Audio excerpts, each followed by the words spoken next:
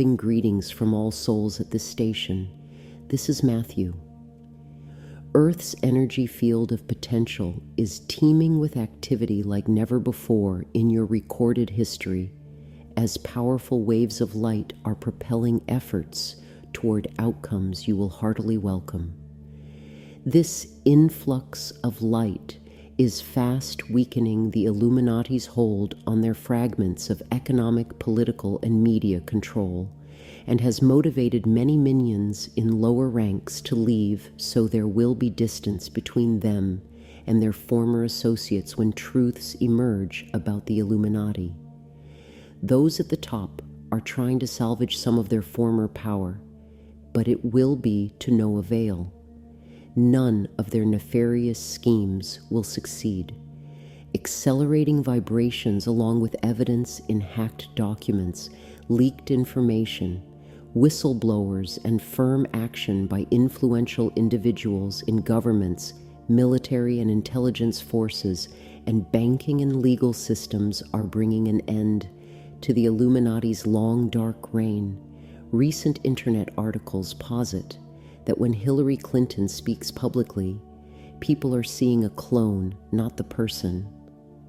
Although most who read that information would consider it an absurd smear tactic, the idea that a human might be cloned is seeping into public awareness.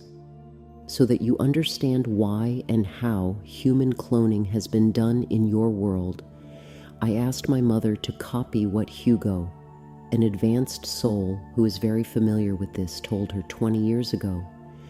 And I must say, he was exceedingly patient, as questions in her mind kept popping up like firecrackers. The following is an excerpt from the human cloning chapter in Revelations for a New Era. Hello, Madam Susie. I am glad to join your company in this moment. It is my understanding that you have questioned if cloning of adult humans has been done on Earth. Indeed, that is fact and has been for some time, as Matthew told you. I shall start straight away at the beginning of the cloning process, if I may. Thank you. Human cloning is a process whereby the cellular material of a living being is taken for the purpose of reproducing the exact same likeness in a new entity. The cellular material is placed in a sterile vial in a liquid conducive for the growth of that material, in purity and without imperfections entering the substance. After it divides and subdivides, the matter is transferred to a larger laboratory container under the same sterile conditions and temperature and light controls. The embryonic form becomes quickly apparent, and soon the definite form of a fetus is easily recognizable. When the fetus has reached the stage of approximately 6 months of normal gestational age, it is transferred again to a holding tank wherein the liquid approximates the amniotic fluid in the womb during pregnancy. In this liquid, the fetus continues to evolve normally as if in a womb. When the fetus has reached term development, it is removed from the fluid and is then treated as if birth by natural means has occurred. Except, of course, there is no umbilical cord to treat. Minor cosmetic surgery remedies that absence of the normal appearance. The process in human replication does not take 9 months. It is accelerated by means of chemical additives and ideal circumstances of laboratory makings. The initial process can take between 6 and 7 of your weeks for certainty of perfect fetal development, and another 8 to 10 weeks is required for the full growth. Since none of this is by natural birth processes, regular gestational time has no meaning. Cloning is not confined to reproducing infants who are permitted to grow normally from birth into adulthood. When the clone of a specific adult is at stake, the period of aging from emergence of the infant into an adult in prime years, say between 30 and 35 years of age, is only between 350 and 400 days. About 1 additional month of aging is required to produce a clone of a 65-year-old individual. That is the approximate age of most humans being cloned on Earth at this time. The substance that permits this rapid aging has not yet been discovered for such a purpose, except by those few scientists engaged in the cloning process. A few individuals on Earth have been afflicted with a chemical imbalance that causes their bodies to age far more quickly than what is normal there. A 10-year-old child can have the aged appearance and organic functioning and processes of a very old person. Old by your standards, that is, not elsewhere. The chemical that causes the imbalance in that diseased child's system is what is used almost to perfection in the process of rapidly aging infant clones into adults. This aging acceleration process also requires the addition of several key nutrients to the diet and ideal laboratory conditions of temperature and controlled degrees of oxygen and carbon dioxide. The disadvantage is that when the appearance must be identical to the original person, who is about 60 or 65 years old, then the entire clone being must be aged until that identical appearance is reached. There is no way to stop the aging of the organs and still achieve the necessary appearance. Thus, the organs are subjected to all the stress of the accelerated aging, as well as any deficiencies inherent in the family genes. Even if the newly cloned individual initially appears fresher and younger looking than the original person or the predecessor clone, it quickly breaks down and starts showing more advanced signs of aging in all respects. I have spoken so far only of the body of a cloned individual. The brain is another matter. It is the most intricate aspect of the growth procedure, both in vitro and once in flesh. The human brain is a computer, and the downloading function from the original brain to the brain of the clone works exactly like your computers in this same type of process. Duplicating the original brain can be done with perfection in an infant clone. Education is supplied continuously to the clone throughout the aging period from birth to adulthood, and the brain functions as normally as you would expect within the accelerated learning faculties. Because the brain is so vast in capability, the clone's absorption of information during the educational process is not only easy, it is most interesting for the people involved to see such giant leaps in learning. We observe this from here and see this as the only aspect of scientific nature on your planet that is beginning to be enlightened as to functional human brain capacity. Madame, the extended educational process is necessary because an abrupt insertion of intelligence and knowledge on a blank slate would produce a neurological shock. The clones are instructed from infancy by tutors who are specially trained behavioral scientists. This aspect of the process is exactly what you do with your infants, teaching them to become aware, alert, responsible, little individuals with personalities, skills, a sense of responsibility, and engaging mannerisms. The tutors, whose students are quite more unique than most, are trained themselves by personal films of the family and are supplied other intimate family history. Thus they are familiar with all speech and movement mannerisms of the cloned individual. It is another matter entirely when a swiftly produced adult clone is the object. A major reason aging can be accelerated is the brain's capability to absorb information and perform functions at a far faster and more comprehensive rate than most Earth people realize. In fact, if this were not so, adult human cloning there would not be possible. In a rapidly aged clone, keeping the integrity of all knowledge gained during the original being's lifetime to that point is at stake. The adult clone's initial memory ability is compromised to the extent that the clone may appear befuddled or momentarily at a loss for words until the memory kicks in or the clone's own thinking aspect overrides the hesitation and covers, so to speak. Since this is not highly unusual in real people, it is not generally noticed with suspicion in the cloned beings, but rather is considered only a human imperfection.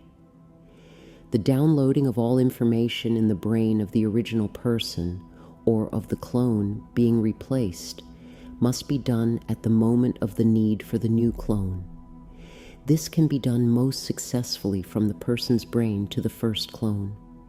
Slight deterioration occurs with every successive downloading procedure from the outcast clone to its replacement. No, the original brain cannot be used to circumvent this deterioration, even if that individual is still alive, because that original brain does not have the same accumulated knowledge as the most recent cloned entity. You can see that the identical store of latest information is essential if the replacement clone is to be accepted as the real person. While we are pleased to see this advancement in technology on your planet, its misuse neutralizes our elation at your discovery. Powerful people are being cloned now and have been cloned for many years, and none of this started with good intent. Always it has been for control purposes. Some of your world leaders were cloned many years past, and by now are in the 30th or more versions of the original person. The purpose of cloning those people is to create the certainty of their longevity and maintenance of their influence. You can notice the abrupt and considerable change in appearance toward vibrant health and youthfulness of some world leaders as seen in TV films or photographs.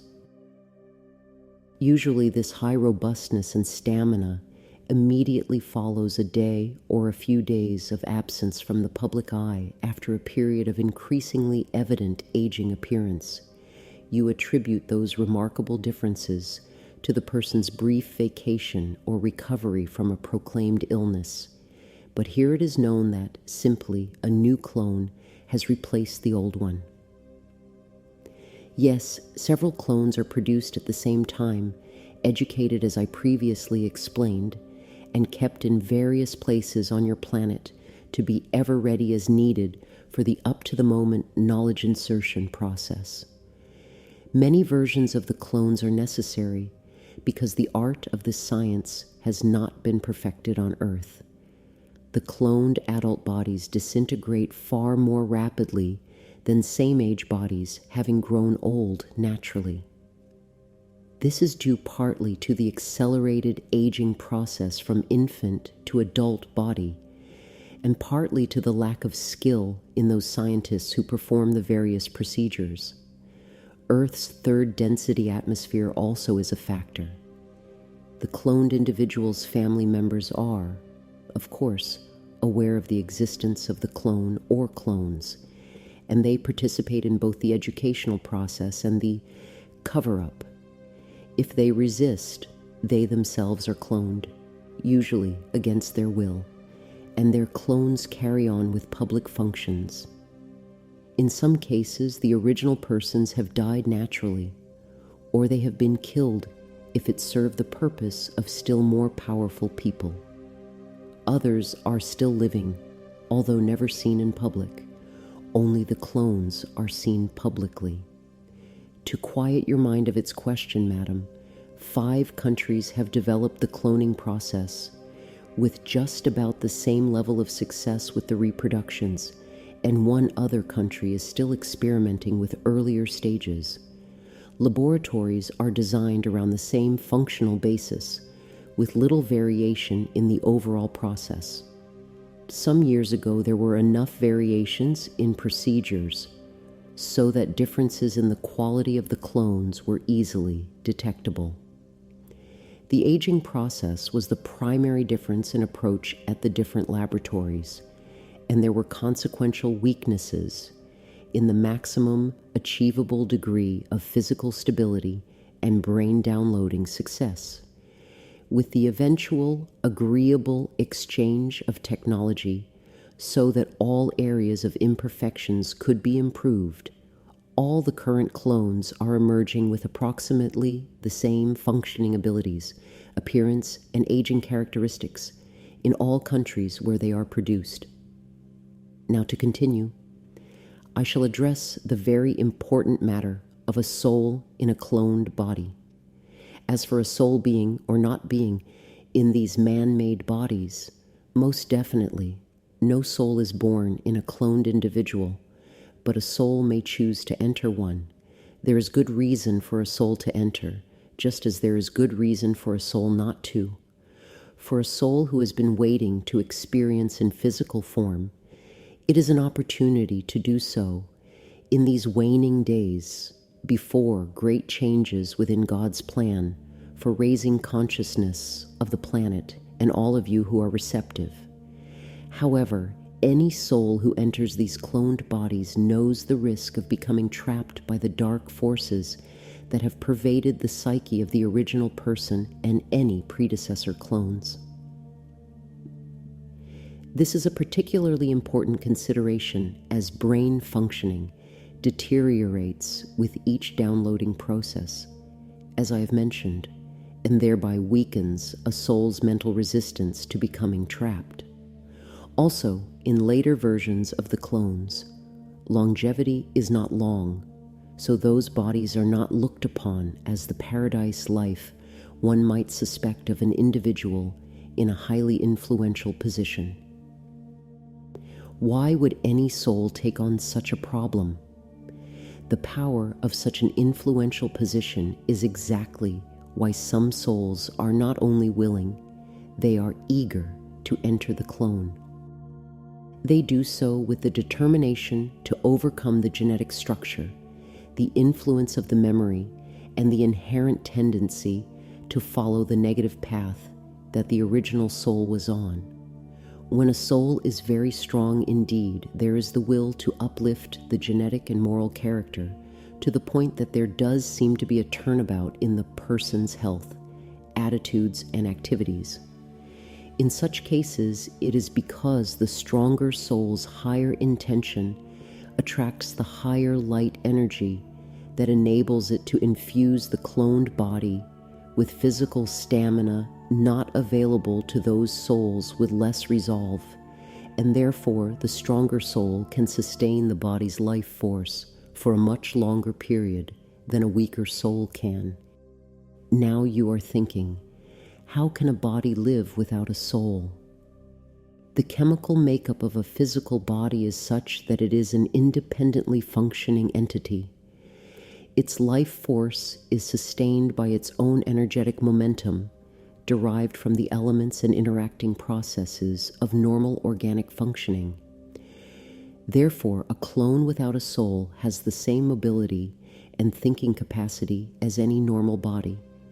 Let us address what is not in a clone without a soul. First, emotions are not the givens they are in a naturally created human. A soulless clone has to acquire the appearance of emotions in accordance with its surroundings, perhaps what is expected of a regular guy or maybe a member of high society. It is only conformance to the circle in which the clone moves that gives it the appearance of having emotions, but the most essential lack in a clone is the spiritual aspect that is inherent in a baby, born from the egg and sperm of its parents. The soul life force encompasses those aspects of being that are the bonding with God, conscience, intuition, sense of self at a higher plane than normal conscious functioning. So, neither those ties with God nor natural emotions are within the soulless cloned individual. Instead, there is a mechanical and mental aspect of what is appropriate to do or say. Once mastered, that ability is as proficient as if the person had spent a lifetime accumulating wisdom and behaving properly. Your mind is so full of questions, madam. No. producing what you call test tube babies is not in the least the same nature as cloning individuals, and most surely not in purpose. I'm sorry about thinking of so many things to ask you, Hugo. Since it's public knowledge that a sheep has just been cloned, do you know why people en masse haven't questioned whether the same can be done with humans? Well, madam, I'd say that even though the cloning of the animal is known, there will be no sustained information on that accomplishment. The art of cloning has not been perfected there, and the products will not age in the same normal way naturally conceived animals do. When this is realized, there may not be many reports on it. Also, I'd say that concentrated publicity could logically cause all thinking individuals to extrapolate that achievement into the possibility of human cloning. That kind of speculation does indeed exist there, but to prevent the major populace accepting such a feat as a possibility, much less a validity, science fiction in books and films is the masterful means whereby the human cloning technology is confined to entertainment and always in a tenor of absurdity. I cannot tell you when cloning first was done, but the technology is in the universal mind and therefore accessible to those who tap into this ultimate source of all knowledge. Hugo, does God approve of cloning? I'm amazed by your question. I never thought to question this. I suppose he doesn't disapprove, as anything that creates for the higher good of the universe surely cannot be considered bad by God. It is in the abuse of this cloning capability, like anything else, wherein God most surely would be disappointed, I would think. Madam Susie, I ask respectfully that you return to discuss this matter with me another time. I shall come directly in response to your summons, or Matthew will contact me if you prefer. Thank you for this graciousness, and by this I shall say goodbye for a brief time. The following day, Madam Susie, thank you for receiving me again. I am heartened to tell you that cloning is not inherently against God. No, not at all. I have given this considerable thought since you questioned it. I have talked with one of the Master Council members, whose wisdom in spiritual affairs is higher than any others in this realm, and he has agreed that cloning is not against God's wishes, only the misuse of the cloned individuals or the self-serving purpose behind the development of them. Mother, thank you. When readers first questioned if Hillary Clinton is dead or alive, and if the person seen in public is a clone, holographic image, or body double, we asked Nirvana's monitors of Earth, and their answers varied. It is not difficult for them to decipher energy streamer attachments around a person, but the profusion swirling around Hillary contained a mixture of speculation and fact about that specific issue. After the monitors obtained clarity, they gave us the following report. Hillary is indeed alive, but she has not been seen in public since being assisted into a car several weeks ago. Always one of her clones is nearby. That is standard procedure with any person who has been cloned in your society. But her physical and mental condition at that time was too compromised to download information to the clone, her first to be used. Thus, the pneumonia diagnosis was devised to give Hillary time to regain sufficient stability for the download to proceed. After a brief absence from public view, she reappeared looking refreshed, younger and slimmer, just as she did several years ago when the clones were fabricated. Only the clone and any successors will be seen publicly from now on, because Hillary's deteriorating health would be such a marked contrast to her clone's vibrancy and high energy. It isn't known if that situation will have any effect on presidential campaigning. What is known is energy surrounding the two major parties' nominees is negatively ablaze, you could say, and it is possible that scenarios in addition to those mentioned in our August message will develop. Positive energy around Bernie Sanders hasn't waned, it still is leading him into the presidency. The unconditional love of all light beings in this universe accompanies you as you help your world move into a long era of love, peace, and prosperity for all. Love and peace. Suzanne Ward.